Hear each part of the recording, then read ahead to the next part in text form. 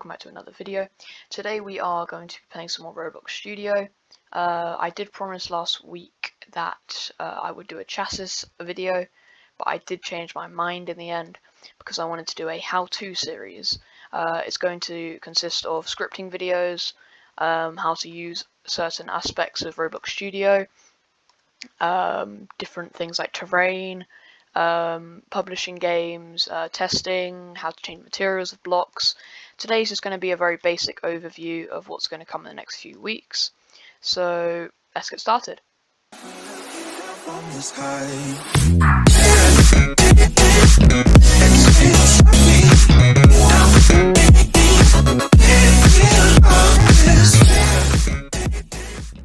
Studio, not the web browser version of it. I'll leave the links to the Google version, well, just Roblox in general's website, so you can get it if you aren't already a Roblox player. Okay, so it's quite simple once you learn the very basics. So there's 5 settings: home, model, test, view, plugins. They're all quite self-explanatory.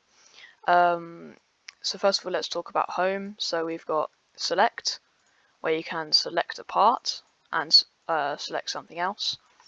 You've got model, you can click a part, or you can highlight it with a left mouse button, hold, and then go over it. This is quite handy if you've got several parts, for example, like over there, over there, over there, and you don't just want to go like this, you can just go like that. And then you can just move objects, obviously, like that.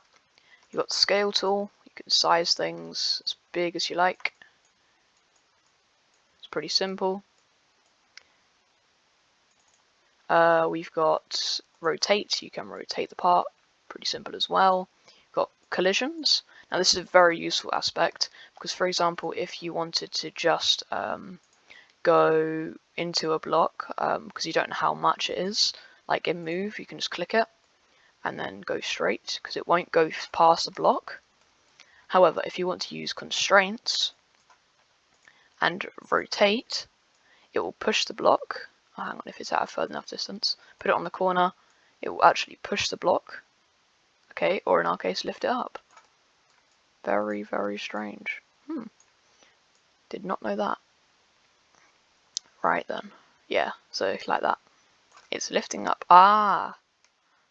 Is that because there's a, very strange. Yeah, I don't quite know why it's doing that, but it is. So, we've got join our surfaces. Now, I haven't used this for quite a while, so I am pretty sure it will just join to this surface, and then it will just stay there. I'm not quite sure though. Okay, so we're just going to very quickly unequip all of these. Oh, and you always have to have one of these equipped. There's no way you can just unequip them all. And the default one is select. So next we've got terrain editor. Terrain editor is basically quite self-explanatory as well. You can generate terrain with the blue thing, so you can just click generate. I'm not going to do that because that will probably be quite laggy. You can import, you can get certain positions, so you want to do coordinates. You can clear all the terrain. Region. You can select a part. You can select a part like this, size it, go up. You've got move. You can move a certain part of your terrain. You can resize some of your terrain, rotate some of your terrain. I don't really use terrain editor that often. I mainly just use the plugin called Part to Terrain, which I'll link in the description below. You can copy a part, you can paste a part, you can delete, and you can fill it with any material, like grass, for example. And then you can copy and then paste, just like that. Next, let me just clear all the terrain. Yep, right. Next, just to close it, you just got to click it again. Next, you've got toolbox. You can pretty much search for anything you want. You can search house. You can search spaceship if you wanted to. Pretty much search whatever you like. It is a bit laggy today, I do apologise. There we go. You get spaceships, you can get everything to do with space. It's quite simple. I don't really put anything in toolbox anymore. I did, but I don't anymore. Next, we've got part. To insert a part, you can just click it. But if you want to insert a different part, click the arrow. Then you've got either a sphere, wedge, or cylinder, or block. If you click it, and then you can click it as many times as you like, until your device gets too laggy and it can't handle it. Next, we have UI. It is a bit like a shortcut to screen GUIs, but as soon as you go off of it, it disappears. You can change the material of a block. You can change it to foil. You can change the color of it to, I don't know, orange. It's pretty simple. You can anchor a block so that it doesn't fall whenever you join the game. You can lock a block so that you can't click it. You can group it. There is obviously plenty of shortcuts for that. You can play, test the game, play here, which if you don't have a spawn location, you can just play in a certain place. Run, if you just wanted to run your scripts, then you click that. And then you've got game settings, you've got to publish your game to be able to see those. But there is permissions, avatar, security, options, things like that. Okay, there is a couple of things on the top. File to import and save things. You can make a complete replica of your game using that. Quick open, I don't really use that much, so I don't really know what it does. This is another shortcut to test the game out. This is to undo and to go back to your latest save. As you can tell, it's locked, so let me just unlock it. There we go, and then I can pick it up. Okay, next is model. They're self-explanatory. I don't really use transform either, but I'm pretty sure it's basically just a slightly more mathematical, it's just a slightly more mathematical version of Roblox Studio, which is kind of cool actually. So you can have it set to move. Oh, that's cool, might use that. Oh yeah, you can move it and everything, that's really cool. And you've got collisions, same as before. Now this is a very interesting one. You've got rotate, so you can limit how it rotates. This is in degrees, by the way, not studs. Don't worry, this is in degrees. So 180 degrees is half turn, so you'll only be able to turn it halfway, like that. Can't tell it's moving, but it is moving. You can set it to 90, so that it's a quarter of a turn. It's pretty simple, just like that. Next we've got move, so I've got mine set to 5 studs because I was building a shop earlier, but you can set it to as little as, I think it's, let's see what the limit is. The limit is 0? No, that's not true. Limit, it must be 0. I think that, yeah, that's the limit.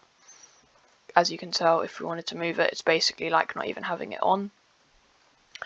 That's all self-explanatory as well. Surface, you can change the surface of it, so you can change it to smooth instead of, you can also change it to studs. I don't know why you'd want to do that, but you can if you want to.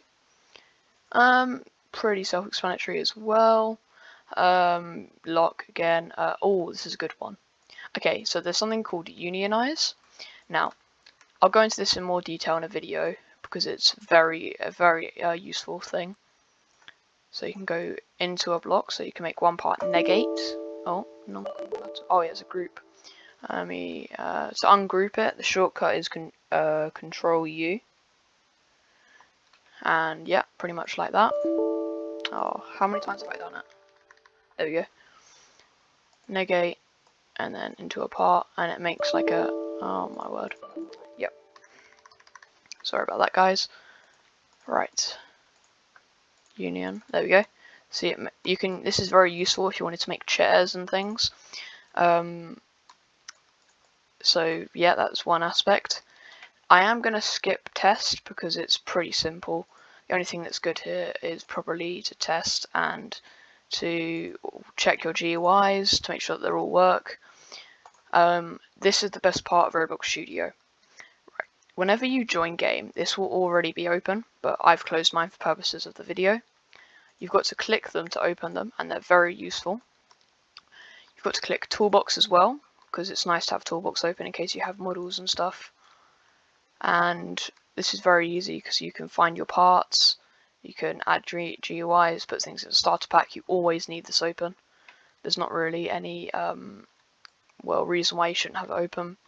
I don't really use this, but if you're a big script person, you would probably use these. Anything else here? Probably Team Create.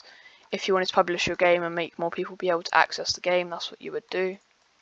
Terrain editor, as I said before, it's all fine. Plugins, I will do a video on plugins, about what they're useful for and things like that. So I think that's probably where I'm going to end today's video. Today's video has been quite a quick one, mainly just because it's I don't want it to be too hard to edit and things, as it is only quite early on in the week. And on Friday there is going to be a very good video, I can tell you that now. I did record it on Sunday and I am already starting to edit it, and it's already going to look amazing. Probably the best video this channel's ever had, so keep an eye out for that one. It will be premiering on Friday at 3 o'clock British Standard Time. Actually not 3 o'clock, sorry, 4 o'clock PM, obviously. And that'll probably be the big step for our YouTube channel. If you wanted to join the group, I'll link that in the description and the community game. I'll be doing a subscriber wall as well soon. That will be coming very, very soon. So, bye for now.